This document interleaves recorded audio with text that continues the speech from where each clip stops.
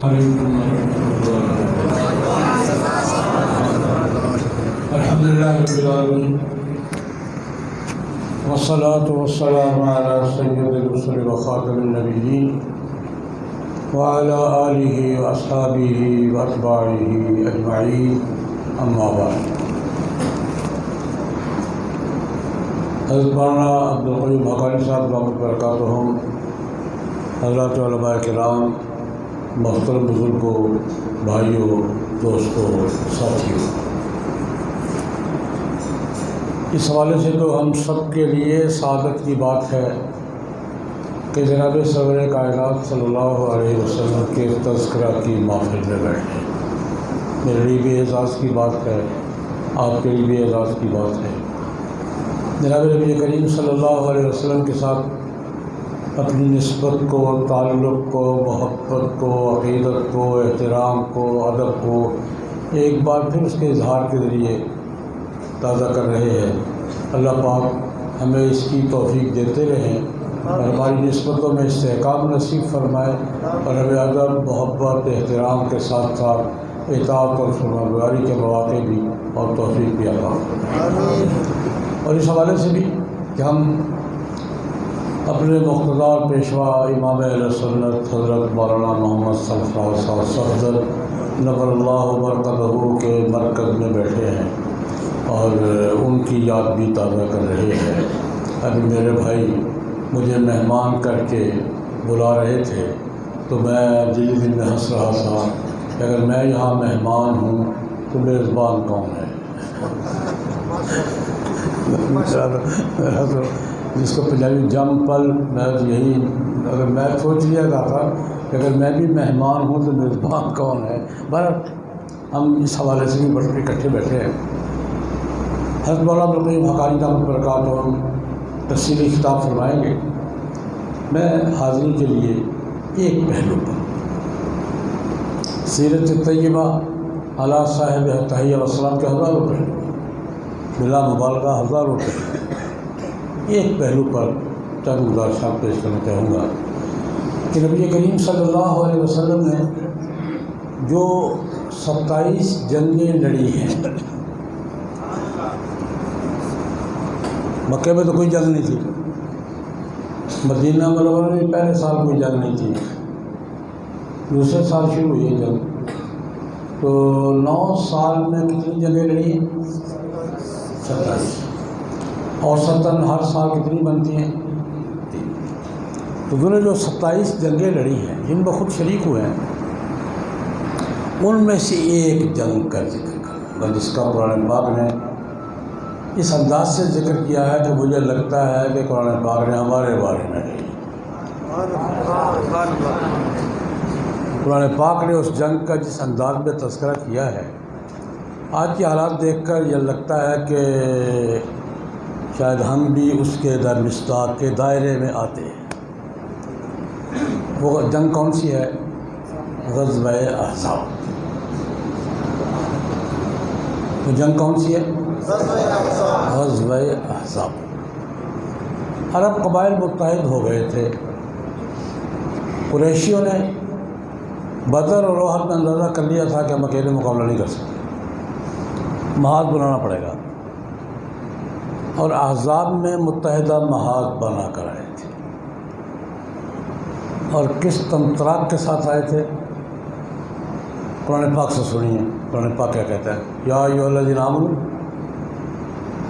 اذکروا نعمت اللہ علیکم اذ جاءتکم جنود، جب لشکر چڑھ دوڑے تھے. اذ جاءوکم من فوقکم ومن اسفل منکم وَإِذْ زَاغَتِ الْأَبْصَارُ بَلَغَتِ الْقُلُوبُ الْحَنَاجِرَ وَتَظُنُّونَ بِاللَّهِ الظُّنُونَ هُنَالِكَ ابْتُلِيَ الْمُؤْمِنُونَ وَزُلْزِلُوا زِلْزَالًا شَدِيدًا. یہ قرآن پاک منظر کشی کر رہا ہے جب اوپر کے نیچے کے سب راستوں سے دشمنوں کے لشکر تم پر چڑھ دوڑے. اِذْ جَاءُوكُم مِّن فَوْقِكُمْ وَمِنْ أَسْفَلَ مِنكُمْ، اوپر کے راستوں سے نیچے کے راستوں سے بھی متحدہ محاذ کی فوجیں تم پر چڑھائی تھی. اذ زاغت الابصار، جب خوف کی شدت کی کیفیت یہ تھی کہ آنکھیں پتھرا گئی تھی، آنکھیں جھپکنا بھول گئی تھی، بلغت پنجابی چکھے اکھاں تارے لگ گئی سن۔ پنجابی ترجمہ کیا ہے؟ اکھاں تارے لگ گئے تھے۔ زاغت الابصار بلغت القلوب الحناجر، خوف کی شدت سے دل اچھل اچھل کر حلق میں پھنس گئے تھے۔ وَتَظُنُّونَ بِاللَّهِ الظُّنُونَ، تم لوگ اللہ کے مدد کے بارے میں گمانوں کا شکار ہونے لگے تھے، آتی ہے نہیں آتی، کیا ہوتا ہے۔ هُنَالِكَ ابْتُلِيَ الْمُؤْمِنُونَ، مومن آزمائش پہ ڈال دیے گئے تھے۔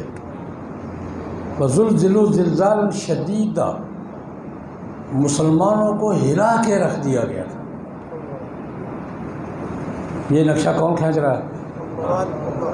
کس کے بارے میں؟ کس کے بارے میں؟ صحابہ کرام تھے کتنے؟ حذیفہ بن الیمان رضی اللہ عنہ کہتے ہیں پہلا موقع تھا کہ ہمیں مردم شماری کا حکم ہوا، اکتبوا لمن تلفظ بالاسلام۔ خندق کے اس غزوے کے موقع پر حضرت حذیفہ بن الیمان کہتے ہیں نبی کریم صلی اللہ علیہ وسلم نے حکم دیا، گنو تو وہی کتنے ہو، اکتبوا لمن تلفظ بالاسلام، کلمہ پڑھنے والے گنو کتنے ہو۔ یہ پہلی مردم شماری تھی، ہم نے گنی۔ جن کا رپورٹ جو پیش کی، حذیفہ کا انداز دیکھیے کہ رپورٹ پیش کی کن لفظوں میں، ہم ٹوٹل چھوٹے بڑے عورتیں مرد بوڑھے جوان بچے ملا کر 1500 تھے۔ ہماری پہلی مردم شماری میں ہم کتنے تھے؟ 1500۔ اور رپورٹ پیش ہوئی ہے، حذیفہ بن بخاری کی روایت ہے، حذیفہ کہتے ہیں یا رسول اللہ گھبرانے کی کیا بات ہے، ہم 1500 ہیں۔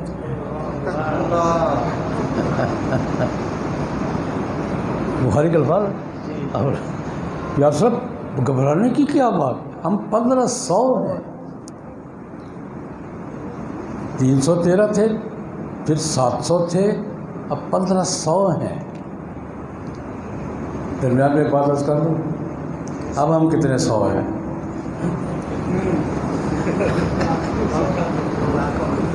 ہم کتنے 100 ہیں؟ حذیفہ بن الیمان رضی اللہ تعالیٰ عنہ مردم شماری کی رپورٹ پیش کر رہے ہیں اور کہتے ہیں ہم نے عرض کیا یا رسول اللہ 1500 ہے، گھبرانے کی ٹینشن لینے کی کیا بات ہے، 1500 ہے ہم۔ خیر لمبی تفصیلات نہیں جاتا۔ سلمان فارسی رضی اللہ عنہ کی تجویز پر خندق کھودی گئی، اس خندق کی تفصیلات پر نہیں جاتا، لیکن ایک بات میں کہتا ہوں، اسلام کا مزاج کیا ہے؟ اسلام کا مزاج کیا ہے؟ مسلمان کی نفسیات کیا ہے؟ خندق کھودی جا رہی ہے، 800 کے قریب صحابہ خندق کھودنے میں لگے ہوئے ہیں، ٹارگٹ سے پہلے کہ دشمن مدینے تک پہنچنے سے پہلے خندق کھودی جائے تبھی فائدہ ہوگا، ورنہ کیا ہوگا۔ دن رات لگے ہوئے، حضور بھی خود ساتھ کدال پکڑی ہوئی ہے، ٹوکری اٹھائی ہوئی ہے، مٹی ڈھو رہے ہیں، خندق کھود رہے ہیں۔ Commander in chief control room میں نہیں بیٹھا ہوا، کمانڈر ان چیف ساتھ کھڑا کدائی کر رہا۔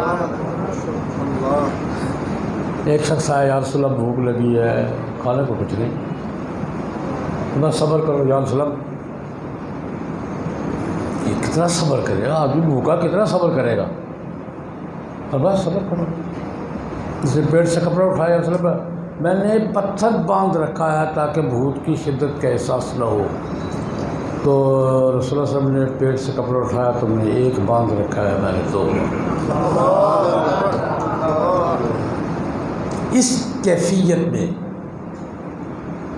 ایک جگہ سے پڑے وہاں ایک چٹان نہیں ٹوٹ رہی، یا اس نے بہت زور لگا لیا، زمین میں ایک چٹان پھنس گئی ہے، وہ رکاوٹ ہے، ٹوٹ نہیں رہی۔ تو میں چلو حضور تشریف لے کے دیکھا، کدال اٹھائی، اللہ اکبر کہا، ضرب لگائی، چٹان پرزے پرزے ہو گئی۔ پیغمبر کا آتا گا، اس سے چنگاریاں اٹھی، میں روایت کا ترجمہ کر رہا ہوں. اس سے چنگاریاں اٹھی. لوہا جب پتھر سے زور سے ٹکراتا ہے تو کیا ہوتا ہے؟ چنگاریاں اٹھی. نبی کریم صلی اللہ علیہ وسلم مجھے ان چنگاریوں کی روشنی میں البیت العبید وائٹ ہاؤس دکھایا گیا ہے. البیت العبید کا لفظ ہے. میں نے اس چنگاریوں میں وائٹ ہاؤس دیکھا ہے. البیت العبید کسریٰ کا محل تھا اس زمانے میں. وائٹ ہاؤس میں کہا کرتا ہوں پوزیشن کیا ہے. دیکھیں مسلمان کی نفسیات کیا ہیں. پوزیشن کیا ہے. پیٹ پہ 2 پتھر باندھ رکھے ہیں, کھانے کو کچھ نہیں ہے, اور چاروں طرف سے گھیرے میں ہیں, اور ٹارگٹ کیا ہے؟ White house. یہ مسلمان کی نفسیات. کیفیت کیا ہے؟ ہنالک ابتلی المؤمنون وزلزلوا زلزالا شدیدا. اور مورال کیا ہے؟ مورال کیا ہے؟ White house. اللہ نے دیا یا نہیں دیا؟ کتنے صدیوں کے بعد؟ 6-7 سال کے بعد. حضرت عمر کے زمانے میں ہوا 8 سال کے بعد. یہ جنگ جاری ہے. اللہ پاک نے اس پر تبصرہ کیا. اللہ نے ڈرایا بھی بہت ہے. اللہ پاک ڈرایا بھی بہت ہے, لیکن اللہ پاک کے کمنٹس دیکھیں. اور فرمایا وہ تو سب کچھ کر کے آئے تھے, ہم نے کیا کیا؟ وہ تو اکٹھے ہوئے تھے, گھیرا ڈال دیا تھا, خوف طاری کر دیا تھا, دہشت طاری کر دی تھی, اور یہ کر دیا تھا. وہ ہم نے کیا کیا؟ ہم نے صرف ہوا کی رفتار تیز کی. ہوا تو پہلے ہی تھی نا, نئی ہوا نہیں بھیجی. ارسلنا علیہم ریحا وجنودا لم تروها. ہم نے ہوا کی رفتار تیز کر دی. رات کا وقت تھا, سردی کا موسم تھا, چاروں طرف خیموں میں آگے جل رہی تھی. ہوا آندھی چلی, خیمے الٹے, ہڈیاں الٹی, آگ لگی. اور وہ لشکر جو مدینہ کے 1500 آدمیوں کو تہہ تیغ اور جڑ سے اکھاڑنے کے گمان میں گھیرا ڈالے بیٹھا تھا, اپنے بھاگنے کا راستہ نہیں ملا.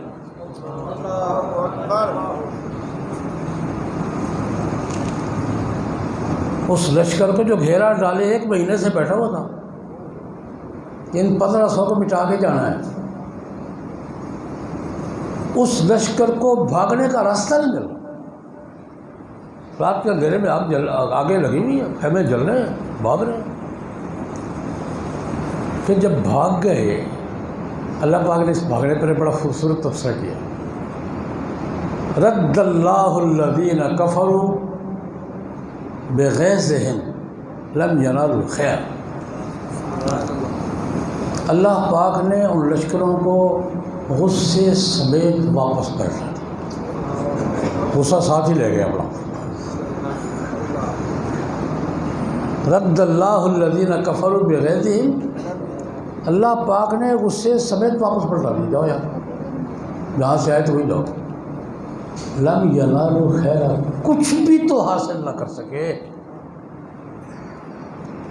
میں آج کا منظر دیکھتا ہوں, آج کے متحدہ محاذ اتحادی فوجوں کی جلغار دیکھتا ہوں. 20 سال رہی ہے, کیسے گئے ہیں؟ اس آیت کا ترجمہ آج کر رد اللہ الذین کفروا بغیظہم لم ینالوا خیرا وکفی اللہ المؤمنین القتال. اللہ کہتے ہیں مسلمانوں کی جنگ میں نے اپنے کھاتے میں ڈال. کیوں جاؤ یار, میں لڑوں گا. رد اللہ الذین کفروا بغیظہم, اللہ پاک نے کافروں کو غصہ سمیت پلٹا. ابھی تو غصہ نکال رہے ہیں, غصہ ٹھنڈا نہیں ہو رہا. ابھی تک ہو رہا ٹھنڈا. یہ جو رد اللہ الذین کفروا بغیظہم ہوا ہے, غصہ ٹھنڈا ہو رہا ہے. کیوں, کیا خیال ہے؟ ہو رہا ہے ٹھنڈا. ان کا بھی نہیں ہو رہا اور ان کا بھی نہیں ہو رہا. وکفی اللہ, اللہ نے کہا جا میں پہ لڑ رہا ہوں یار. وکفی اللہ المؤمنین القتال. اللہ پاک نے پلٹا دی، عرشہ پلٹا دی، پلٹ گئی. اب ایک نئی جنگ شروع ہو گئی. میں اصل میں فوکس اس پہ کر رہا ہوں. بخاری شریف کی روایت ہے، جناب نبی کریم صلی اللہ علیہ وسلم نے یہ سارا، اس کے بعد احزاب کے بعد وہ بنو قریظہ کا معاملہ ہوا اور یہ سارے معاملات نمٹ گئے. جب حالات نارمل ہوئے نا، لیکن یہ اشارہ میں کر دوں، احزاب کے بعد قریظہ بھی ہے، تفصیل نہیں بتاؤں گا. احزاب کے بعد قریظہ بھی ہے اور ہے.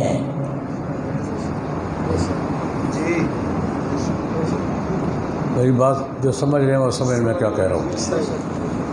احزاب کے بعد قریظہ بھی ہے اور ویسا ہی ہے جیسے وہ تھا. جنگ ختم، حالات نارمل ہوئے.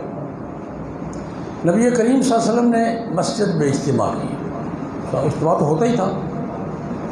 دو باتیں فرمائیں، وہ باتیں نقل کرنا چاہتا ہوں. اب کیا مارکا ہے؟ وہ مارکا تو گیا، وَرَدَّ اللَّهُ الَّذِينَ كَفَرُوا بِغَيْظِهِمْ لَمْ يَنَالُوا خَيْرًا ہو گیا.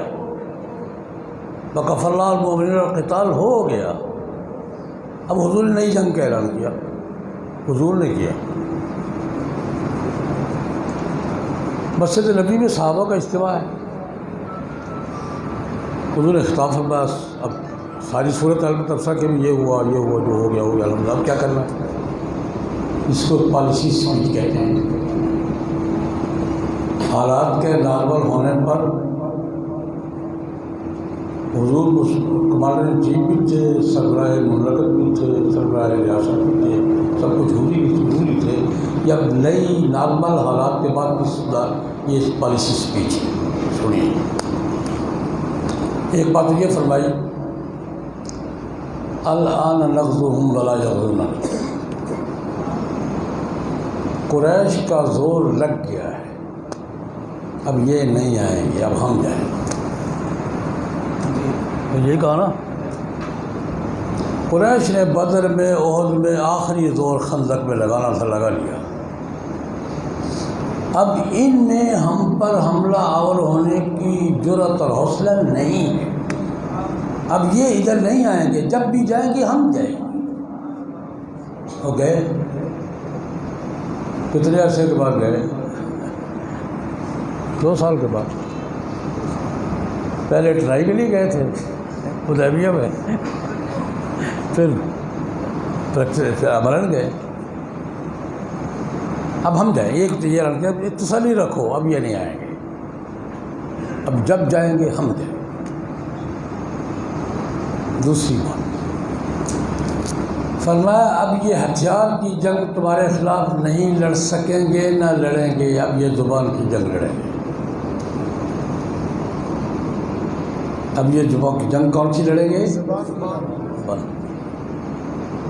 اب تمہارے خلاف اجتماعات میں جائیں گے، میلوں میں جائیں گے، منڈیوں میں جائیں گے، تمہارے خلاف پروپیگنڈا کریں گے، تمہاری کردار کشی کریں گے، تمہاری مذمت کریں گے، تمہارے خلاف لوگوں کو بھڑکائیں گے، نفرت پھیلائیں گے. آج کی اصطلاح میں حضور نے یوں فرمایا کہ اب تک جنگ تھی ہتھیار کی، اب جنگ ہوگی میڈیا کی اور نفسیات. آسانی جنگ ہوگی. اب جنگ کون ہوگی؟ کون سی ہوگی؟ آسانی جنگ. زبان کی جنگ ہوگی، خطابت کی جنگ ہوگی، شاعری کی جنگ ہوگی، کردار کشی کی جنگ ہوگی، اعصابی جنگ جسے ابھی اعصابی جنگ ہوگی. اب اعصابی جنگ ہوگی، اب میڈیا کی جنگ ہوگی، خطابت کی جنگ ہوگی. یہ کہہ کر نبی کریم صلی اللہ علیہ وسلم نے آواز لگائی، یار ہتھیار کی جنگ میں تو میرے ساتھ تھے سارے، اس جنگ میں کون ہوگا، کون، یہ جنگ کون لڑے گا بھائی؟ کون لڑے گا یہ جنگ؟ ہر جنگ کے جرنیل الگ ہوتے ہیں. ہتھیار کی جنگ کے جرنیل اور زبان کی جنگ کے جرنیل. اور یہ جنگ کون لڑے گا؟ 3 آدمی کھڑے ہوئے، مجمع میں کھڑے ہوئے.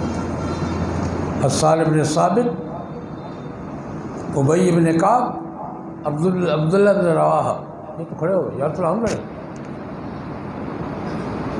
حسان بن ثابت، ابی بن کعب، عبداللہ بن رواحہ رضی اللہ تعالی عنہ. یا تو ہم لڑیں گے. تینوں بڑے شاعر تھے، تینوں انصاری تھے. اور ایک چوتھے صاحب تھے، وہ بھی انصاری تھے نا، وہ خطیب صاحب تھے، ثابت بن قیس. یہ اگلی جنگ جو تھی نا، اب یہ تقسیم کار ہے ان کی. میں تفصیل میں نہیں جاتا زیادہ، ہمارا تشریف فرمایا، لیکن اپنی بات مکمل کرنا چاہتا ہوں. 4 آدمی تھے، ایک خطیب صاحب تھے، 3 شاعر تھے. خطیب صاحب کون تھے؟ نام یاد رہے گا صحیح طریقے سے؟ حضرت ایک جگہ میں نے بچپن میں پوچھ لیا قاری صاحبان سے کہ قاری صاحبان کا استاد کون ہے، امام کون ہے صحابہ میں؟ جلدی سے کر کے عبداللہ بن ابی. میں نے کہا یار سردار ہے، قاریوں کا نہیں ہے. قاریوں کا سر ابی بن کعب. میں نے جلدی سے پوچھا نا، ایک آدمی جلدی سے، وہ عبداللہ بن ابی. میں نے کہا یار سردار تو ہے، قاریوں کا نہیں ہے. قاریوں کا سردار کون ہے؟ اقرأہم ابی. خیر، تینوں کھڑے ہو گئے، یار سب لڑیں گے. تقسیم کار چھوڑیے آپ. حسان بن ثابت تو حضور کی نعت پڑھتے تھے اور حضور کے خلاف ہونے والی شاعری کا جواب دیتے تھے. حسان بن ثابت نے یہ بات سنبھالی، حضور کی نعت، اسلام کی خوبیاں اور حضور کے خلاف ہونے والی حجر کا جواب. یہ حسان بن ثابت کا محاذ تھا. ابی بن کعب رضی اللہ تعالیٰ عنہ کی شاعری کا محاذ یہ تھا، اسلام کی خوبیاں، توحید، صفات باری تعالیٰ، اسلام کے اصلاحات، کفر، شرک کی مذمت. عبداللہ بن رواحہ رزمیہ شاعری کرتے تھے. رزمیہ شاعری جانتے ہیں کیا ہوتی ہے؟ مار دیں گے، کاٹ دیں گے، اڑا دیں گے، جلا دیں گے، تباہ کر دیں گے. یہ رزمیہ شاعری جس کو جلوی ترانے کہتے ہیں، یہ عبداللہ بن رواحہ کرتے. بڑا ٹھیک ٹھاک رزمیہ شاعر تھا. اڑا کے رکھ دیں گے، کاٹ کے رکھ دیں گے، جلا کے رکھ دیں گے، سمندر میں پھینک دیں گے، یہ کرتے ہیں. اس کی ایک جھلک، یہ بھی بخاری کی روایت ہے. احزاب سے 2 سال بعد، 1.5 سال بعد حضور حدیبیہ گئے تھے نا، عمرۃ القضاء پہ. سن 60 عمرۃ القضاء پہ گئے، اور یہ تقریباً 1400 آدمی احرام باندھے ہوئے ہیں. سب نے نبی کریم سے بھی احرام باندھے ہوئے ہیں، باقی سب لبیک کہتے ہوئے مکے میں داخل ہو رہے ہیں، پہاڑی سے اتر رہے ہیں. حضور کی اونٹنی کی مہار عبداللہ بن رواحہ کے ہاتھ میں ہے. حضور اونٹنی پر سوار ہے، مہار کس کے ہاتھ میں ہے؟ عبداللہ بن رواحہ کے ہاتھ میں. باقی سارے لوگ لبیک اللہم لبیک کہہ رہے ہیں، اور عبداللہ بن رواحہ اپنی شاعری کر رہے ہیں. مار دیں گے، پاڑ دیں گے، اڑا دیں گے، کاٹ دیں گے، جلا دیں گے، دفن کر دیں گے، تباہ کر دیں گے. ان کا تلبیہ یہ ہے. لگے ہوئے اپنے مزے سے، پہاڑی سے اترے، سامنے کعبہ ہے، اور لگے ہوئے اپنی شاعری میں. شاعری جو شاعری میں کرتا ہے وہ پتہ تو ہے کیا کرتا ہے. حضرت عمر نے دیکھ لیا. حضرت عمر سے دور سے دیکھا، گھورا، خدا کی بندی کیا کر رہے ہو؟ لوگ تلبیہ پڑھے لبیک اللہم لبیک، تم کیا کر رہے ہو؟ زبان سے کچھ نہیں کہا، اشارے سے بیت اللہ سامنے منہ بند کر اشارہ کیا، صرف یوں. بیت اللہ کے سامنے کیا کر رہے ہو تم؟ حضرت عمر نے ان کو دیکھ کے اشارہ کیا، حضور نے اوپر سے دیکھ لیا. حضرت عمر گھور رہے ہیں. اب عطا ہو یا عمر، عمر چھوڑو، پڑھنے دو اس کو. یہی ہے نا، دا ہو یا عمر، عمر چھوڑو اس کو اپنا کام کرنے دو. خدا کی قسم، حضور فرما رہے، خدا کی قسم.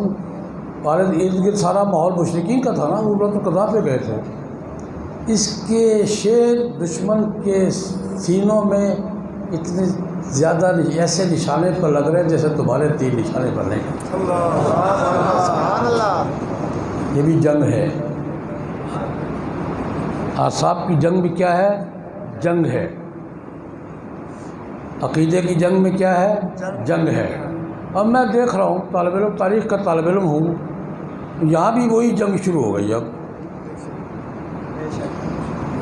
ہتھیار کی جنگ ختم ہو گئی، اعصاب کی جنگ شروع ہے. گھیرا ڈالو ان کو مجبور کرو شرطوں پر، ان کو مجبور کرو. ان کو کھانے کو کچھ نہ جائے، ان کو پینے کو کچھ نہ جائے، ان کو مجبور کر دو ہماری شرطوں پر آئیں. ہارنے کے بعد اپنی شرطوں پہ اڑے ہوئے ہیں. دنیا کی کیسی عجیب شکست ہے یہ. اب جنگ ہتھیار کی نہیں ہے. میں 2-3 جلسوں میں اور بھی یہ سوال اٹھا کے آج یہاں سوال اٹھانا ضروری سمجھتا ہوں. ہتھیاروں کی جنگ ختم ہو گئی ہے. ہم امریکہ کے اتحادی تھے، غلط تھے یا صحیح تھے الگ مسئلہ، الگ تھے یا نہیں تھے؟ غلط تھے یا صحیح تھے یہ الگ موضوع ہے، تاریخ فیصلہ کرے گی. لیکن امریکہ کے اتحادی تھے.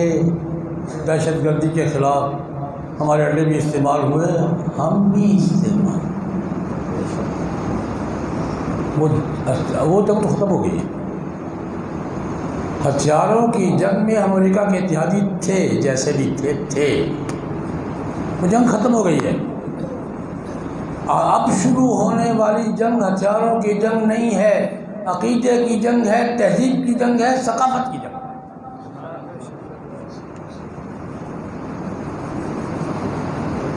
یہ جنگ ہتھیاروں کی جنگ نہیں ہے، وہ جنگ ختم ہو گئی. امریکہ نے بھی جنگ ختم ہونے کا اعلان کر دیا، یورپی یونین نے بھی جنگ ختم ہونے کا اعلان کر دیا، طالبان نے بھی جنگ ختم ہونے کا اعلان کر دیا، امریکی جنرل نے بھی کہہ دیا ہم کچھ حاصل نہیں کر سکے، یورپی یونین بھی کہتی ہم ناکام واپس آئے ہیں. وہ جنگ ختم ہو گئی ہے. میرا اپنے حکمرانوں سے سوال ہے کہ ہتھیاروں کی جنگ تو ختم ہو گئی. جس جنگ میں ہم اتحادی تھے وہ جنگ مکمل ہو گئی، ختم ہو گئی ہے. یہ نئی جنگ ہے، یہ عقیدے کی جنگ ہے، تہذیب کی جنگ ہے، ثقافت کی جنگ ہے. کیا ہم اس جنگ میں بھی امریکہ کے اتحادی ہیں؟